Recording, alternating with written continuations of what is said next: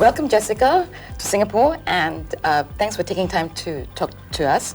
So can you first start off by introducing yourself and your company? Sure. Thank you for having me, and thank you for inviting me to this interview. So my name is Jessica C.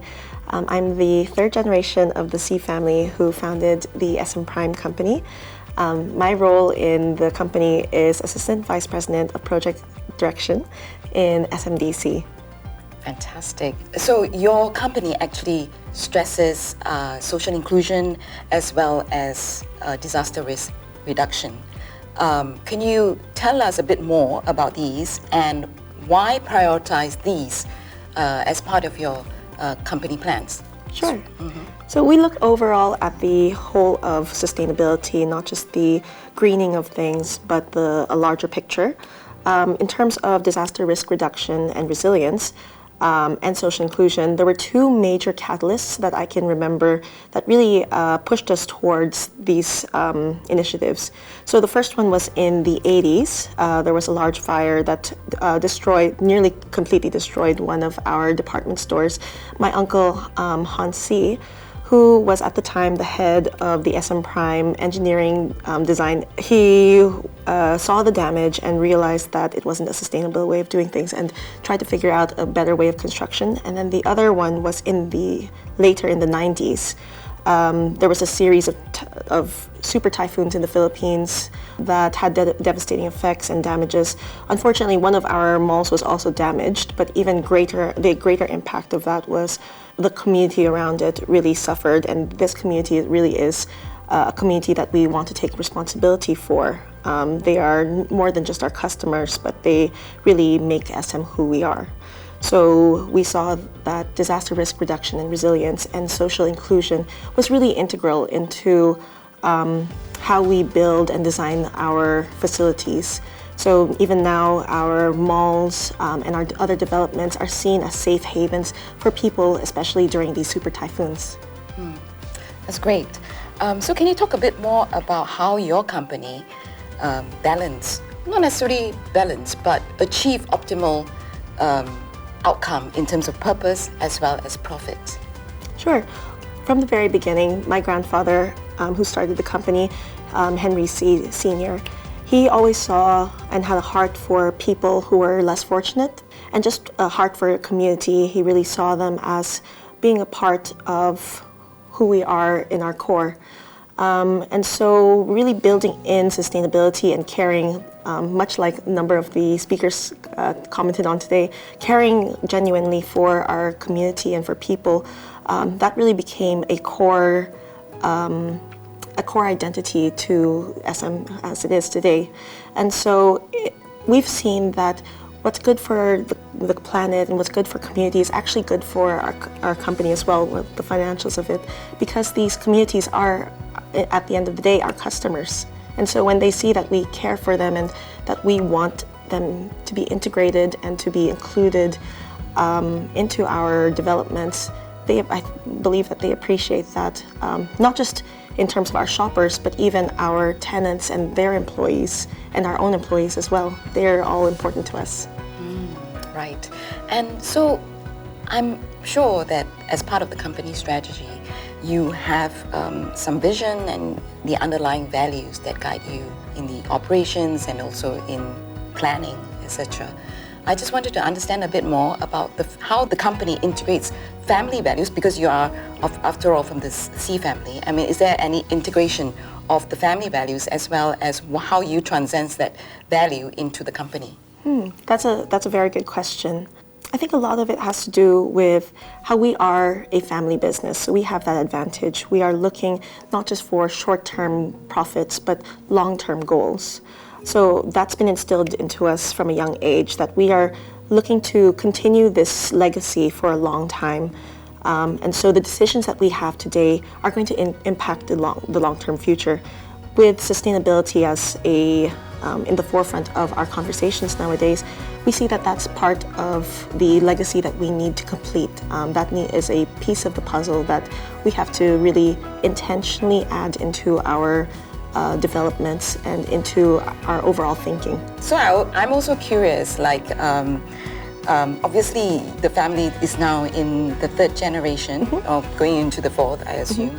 How is there a tension between the younger generation and the older generation? Obviously, the younger generation would be a bit more, kind of environmentally aware than the older generation who might prioritize profit. So is there a tension there, and how do you overcome those? In terms of sustainability, I don't actually see that there is tension.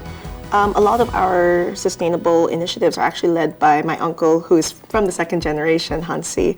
Like I mentioned earlier, that he was the one who really started including disaster risk reduction in our identity and our foundation. And even that sense of caring for the community, which started from my grandfather, has trickled down. So even my father, he really insists on a long-term vision and a long-term legacy.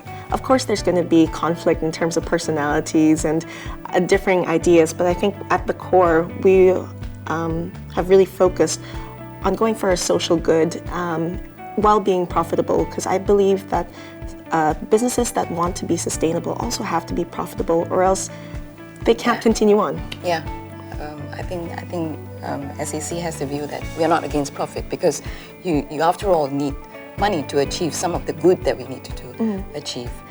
So looking forward, what are the long-term plans of the C family as well as for SM Prime? What can we expect going forward, or what do you see in the next decade? Sure. So SM has recently celebrated its 65th anniversary, and we're hoping to be, like I said, around for much longer. So in terms of long-term goals, I think we're going to continue community building in the Philippines, especially in the Philippines. The department that I'm in is focusing specifically on residential housing. So we try to create accessible housing for people who would either otherwise not have that opportunity. So really integrating those accessible housing into our large-scale developments. I think that's where we're going to be looking at in the future. And of course, investing more in sustainable solutions, mainly in energy consumption, responsible energy consumption and water consumption, as well as waste management, which are things that we're already doing, but we're trying to make it part of our natural integration. So in trying to achieve all that, there must be challenges, because companies do talk about costs of transition. How do you overcome those challenges, and what drives you? Sure. Well, right now, approximately about 10% of all of our capital expenditure for each project goes into sustainable initiatives. So whether that's different reinforcement of like an engineering reinforcement so that it can withstand better the super typhoons and earthquakes that we face. And so we see that as a necessary cost, especially on the disaster side. It's quite well known now that the Philippines is, depending on who you talk to, the first or the second most disaster-prone and affected country in the world. And so it is a long-term investment. Unfortunately, it's a type of investment that you don't want to be caught without when it does happen. So yes, there are costs that are associated with it, and there are sometimes higher costs that we have to be putting in, like I mentioned, 10% of it. But in the long run, we've found that our buildings have been able to withstand disasters better. It's been able to protect our communities, and then really cycling back into creating a community that trusts us and that depend on us. Finally, congratulations on being part of the SL25. So tell us about what this award means to you, and how do you feel about it, and what does it mean for your company? Thank you very much. We're very honored to be part of the 25 awardees this year at SL25. In terms of what it means to us, we know that there's still a long way to go and a lot for us to do in terms of sustainability, but we're very honored to be included and recognized for this work that's been continuing on for many years. And it is an encouragement for us and for the communities that we serve and our employees to continually think about how we can be more sustainable and how we can really integrate sustainability into our mindsets so that everything that we do has at least a touch of sustainability, and hopefully a whole system of sustainability comes out of that. Okay, fantastic. So Jessica, that's all the question I have, and thank you for spending time with us. I wish you all the best in your future endeavors.